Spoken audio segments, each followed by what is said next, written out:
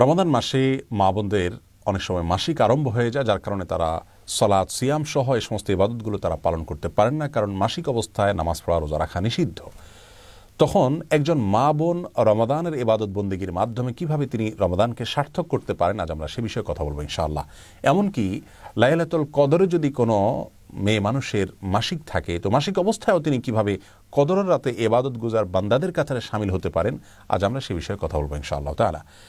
রমাদান মাসে হঠাৎ করে মাসিক আরম্ভ হয়ে গেলে অনেক মা বোন কান্নাকাটি করেন, মন খারাপ করেন, তাদের কষ্ট লাগে। এই কষ্ট লাগা ইসলাম শরীয়তের দৃষ্টিকোণ থেকে প্রশংসনীয়, কারণ ইমানদার ব্যক্তি ভালো কাজ করার পরিকল্পনা ছিল কিন্তু করতে পারেননি, এরকম পরিস্থিতিতে এসে তার মধ্যে কষ্ট লাগা কাজ করবে, সেটা তার ইমানদারিত্বেরই পরিচয় বহন করে। তিরমিজি বর্ণিত হাদিসে এমনটি বলেছেন নবী সাল্লাল্লাহু আলাইহি ওয়াসাল্লাম। তিনি ইরশাদ করেছেন, মান সাররাতহু হাসানাতুহু ওয়া সাআতহু সাইয়্যাতুহু ফাহুয়াল মুমিন। যে ব্যক্তির ভালো কাজ তাকে আনন্দ দেয় আর তার মন্দ কাজ হয়ে গেলে, ভুল কিছু হয়ে গেলে পরবর্তীতে তার কষ্ট লাগা কাজ করে, এই ব্যক্তি তো ইমানদার। এটাই ইমানদারিত্বের পরিচয়। আম্মা জান আয়েশা রাদিয়াল্লাহু তাআলা আনহা নবী করিম সাল্লাল্লাহু আলাইহি ওয়াসাল্লামের সাথে যখন হজে ছিলেন, হঠাৎ তার মাসিক আরম্ভ হয়ে গেল, অথচ তখন হজের যে ফরজ তওয়াফ সেটি বাদ ছিল আর মাসিক অবস্থায় তওয়াফ করা যায় না, তখন তিনি কান্নাকাটি করা শুরু করলেন। নবী করিম সাল্লাল্লাহু আলাইহি সাল্লাম তাকে সান্ত্বনা দিলেন যে আল্লাহ তাআলা ফয়সালাকে মেনে নেওয়া এটাও একটা ইবাদত, এবং আর বিকল্প তিনি কী কী কাজ করতে পারেন সেগুলো তাকে পরামর্শ দিলেন। অতএব মুসলিম মেয়েদের মধ্যে ইবাদত করতে না পারার কষ্ট এবং দুঃখবোধ তাদের ভিতরে যদি থাকে, জাগ্রত হয়, তাহলে সেটি প্রশংসনীয়, সেটি নিন্দনীয় নয়।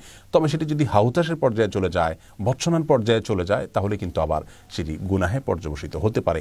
সাধারণ দুঃখ লাগা বা কষ্ট লাগা এটা হতেই পারে, বরং ভালো। একজন ঋতুবতী নারী রমাদান মাসে ঋতু অবস্থায়ও যেভাবে তার ওই সময়টাকে তিনি সফল এবং সার্থক সময় হিসাবে কাটাতে পারেন এবং রূপান্তর করতে পারেন, তার জন্য আমরা কয়েকটি পরামর্শ দিতে চাই। প্রথম পরামর্শ হলো, আল্লাহর ফয়সালা মেনে নেওয়া। এটা কিন্তু ইবাদতের গুরুত্বপূর্ণ একটি পার্ট, বরং মূল পার্ট বলতে পারি আমরা। ইবাদতের মূল কনসেপ্টটাই হলো আল্লাহ রাব্বুল আলামিনের সমস্ত আদেশ নিষেধ, আল্লাহর সমস্ত সিদ্ধান্তগুলোকে মেনে নেওয়া।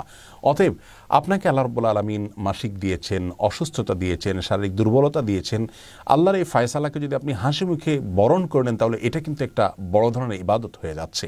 বিধায় সেটিকে আমাদের মাথায় রাখতে হবে, এবং সেই সাথে এও মনে রাখতে হবে যে নবী সাল্লাল্লাহু আলাইহি ওয়াসাল্লাম ইরশাদ করেছেন, কোনো ব্যক্তি যদি সুস্থ অবস্থায় কোনো ইবাদত করে থাকে, হঠাৎ তিনি অসুস্থ হয়ে যান, যেটা তার হাতে নয়, এমন কিছু সমস্যা চলে আসে, তখন সুস্থ স্বাভাবিক অবস্থায় তিনি যে ইবাদতবন্দি করতেন, অসুস্থ এবং অস্বাভাবিক পরিস্থিতিতে পড়ার কারণে যে ইবাদত করতে পারছেন না, আল্লাহ তাআলা তাকে স্বাভাবিক অবস্থায় যে ইবাদত করতেন সেরকম সওয়াব দান করবেন। অতএব মন খারাপ করবার মতো বিষয় নয়, এবং অস্থির হয়ে ব্যাকুল হওয়ার বা ভৎসনা করার মতো বিষয় নয়, বরং সবর করতে হবে, আল্লাহর ফয়সালাকে মেনে নিতে হবে। দ্বিতীয় পরামর্শ হলো, নবী আলাইহিস সালাম বলেছেন, মান হাম্মা বিহাসানাতিন ফালাম ইয়ামালহা। যে ব্যক্তি কোনো ভালো কাজ করার প্রতিজ্ঞা করেছে, প্ল্যান করেছে, কিন্তু করতে পারল না, ফালাহু বিহা হাসানা, তাহলে সে যে ভালো নিয়ত করেছিল এই জন্য তিনি কিন্তু সওয়াব পেয়ে যাবেন। অতএব মা বোনরা ইবাদত বন্দেগীর প্ল্যান আগে থেকে করে থাকলে ইনশাআল্লাহ সে অনুযায়ী তারা সওয়াব পাবেন, মন খারাপ করার কোনো কিছু নেই।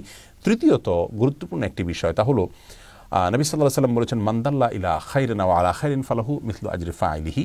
যে ব্যক্তি কোনো ভালো কাজের পথ দেখাবে, সে ব্যক্তি ভালো কাজ সম্পাদনকারী ব্যক্তিদের সমপরিমাণ সওয়াব পাবেন। মা বোনদেরকে আমরা বলবো যে আপনি নামাজ পড়তে পারছেন না, রোজা রাখতে পারছেন না, কিন্তু পুরুষদের রোজা রাখতে আপনি হেল্প করছেন, তাদের সাহর ইফতারের ব্যবস্থা করছেন, আপনি তাদেরকে সাহরি খেতে ডেকে দিচ্ছেন, রোজা রাখার জন্য সন্তানদেরকে উদ্বুদ্ধ করছেন, নামাজ জন্য তাদেরকে ডেকে দিচ্ছেন, জামাতে শামিল হওয়ার জন্য তাদেরকে সাহায্য করছেন, সময় অনুযায়ী তাদেরকে স্মরণ করিয়ে দিচ্ছেন। এই যে বিষয়গুলো, এগুলোর মাধ্যমে কিন্তু আপনি তাদের সমপরিমাণ সওয়াব হুবহু আপনি লাভ করতে পারেন।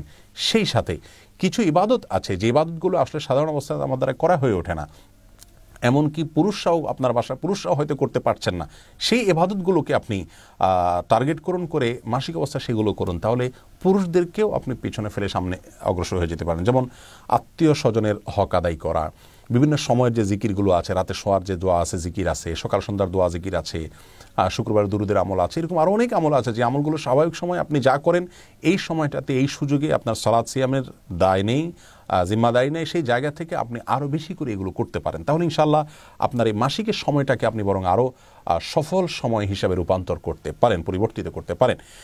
যে কোনো দোয়া দুরুদ, জিকির আসকার, তাসবিহ তাহলিল, ইসলামিক বই পুস্তক পড়া, ইসলামিক নলেজ অর্জন করা, এগুলো করা যেতে পারে। কোরআন কারীমের তেলাওয়াত শুনতে পারেন আপনি। তেলাওয়াত করা যাবে কিনা এটা নিয়ে মতপার্থক্য আছে। জমহুর বা বেশিরভাগ ওলামা ইকরাম বলেছেন করা যাবে না, অনেক ওলামা ইকরাম ইবনে তাইমিয়া রাহিমাহুল্লাহ সহ অনেকে বলেছেন করা যাবে। তো কোরআন তেলাওয়াত আপনি না করলেও কোরআন তেলাওয়াত শুনতে পারছেন, অন্যের তেলাওয়াত শুনলে সম্পূর্ণ সওয়াব পাচ্ছেন। সেই সাথে আপনি অভিনব এবং ভিন্নতর যে ইবাদতগুলো অন্য সময় করার সুযোগ হয় না, সেগুলো এই সময় আরও বেশি করে আপনি করার স্কোপ পাচ্ছেন, সেটাকে আপনি সর্বোচ্চ ভালোভাবে কাজে লাগাবেন। অনেক মা বোন মাসিক বন্ধ হওয়ার ঔষধ নিয়ে মাসিক বন্ধ করেন যাতে বাদবন্দি করতে পারেন। এটি জায়েজ আছে কিনা?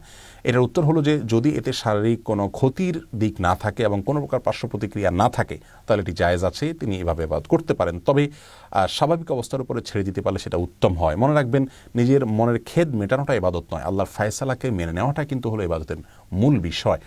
অতএব ঔষধ সেবন করে আপনি মাসিক বন্ধ করতে পারেন যদি শারীরিক কোনো ক্ষতির সম্ভাবনা না থাকে, কোনো পার্শ্ব প্রতিক্রিয়া না থাকে। আর যদি পার্শ্ব প্রতিক্রিয়া থাকে তাহলে এমনটি করা জায়েজ হবে না। আল্লাহ তাআলা আমাদের সকলকে ইবাদত বন্দেগীতে প্রতিযোগিতামূলকভাবে অগ্রসর হওয়ার তৌফিক দান করুন। আসসালামু আলাইকুম ওয়া রাহমাতুল্লাহ।